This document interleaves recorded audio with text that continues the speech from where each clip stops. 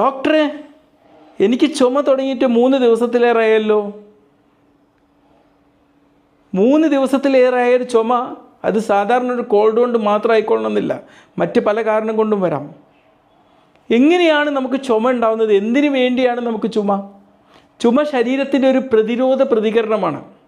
നമ്മുടെ ശ്വാസനാളങ്ങളിൽ നിന്നുള്ള കഫവും മാലിന്യങ്ങളും അണുക്കളും പുറത്താക്കാൻ വേണ്ടിയിട്ടാണ് ഇത് സംഭവിക്കുന്നത്.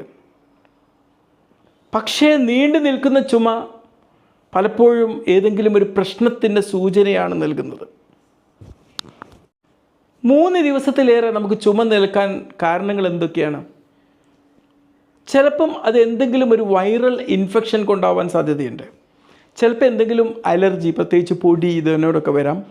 പിന്നെ നെഞ്ചരിച്ചിലുള്ള ആൾക്കാർക്ക്, ആസിഡ് റിഫ്ലക്സ് ഉള്ള ആൾക്കാർക്ക്, ആസ്തമ രോഗികൾക്ക്, പിന്നെ സ്ഥിരമായിട്ട് പുകവലിക്കുന്നവർ അല്ലെങ്കിൽ പുകവലിച്ചവരോടൊപ്പം ജീവിക്കുന്ന സെക്കൻഡ് ഹാൻഡ് സ്മോക്കേഴ്സ്, ഇവർക്കൊക്കെ ഇങ്ങനെ ചുമ കുറേ ദിവസങ്ങൾ നീണ്ടു നിൽക്കാൻ സാധ്യതയുണ്ട്.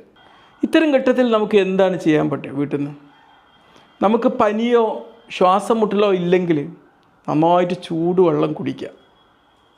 തണുത്ത പാനീയങ്ങളും പുകവലിക്കുന്നവരാണെങ്കിൽ അതും ഒഴിവാക്കുക.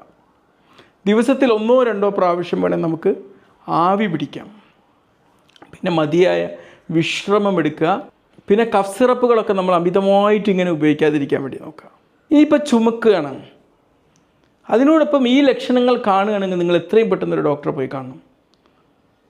ചുമക്കുന്നു, അതോടൊപ്പം 3 ദിവസത്തിലേറെ പനിയും നിലനിൽക്കുന്നു, ചുമയോടൊപ്പം രക്തം വരികയാണ്, നെഞ്ചുവേദന അനുഭവപ്പെടുകയാണ്, ശക്തമായിട്ടുള്ള ശ്വാസം മുട്ടലുണ്ട്, ഭാരം കുറഞ്ഞു വരുന്നൊരു സാഹചര്യമുണ്ട്, രാത്രി കാലങ്ങളിൽ ഇതോടൊപ്പം അമിതമായിട്ട് വിയർപ്പും വരികയാണെങ്കിൽ തീർച്ചയായിട്ടും ഒരു ഡോക്ടറെ പോയി കാണണം. ചുമ എന്ന് പറഞ്ഞാൽ ഒരു രോഗമല്ല, അത് മറ്റേതോ രോഗത്തിൻ്റെ സൂചനയാണ് നൽകുന്നത്. അതിനെ ചികിത്സിക്കുമ്പോഴേ ഈ ചുമയും ശരിയായ രീതിയിൽ മാറുള്ളൂ.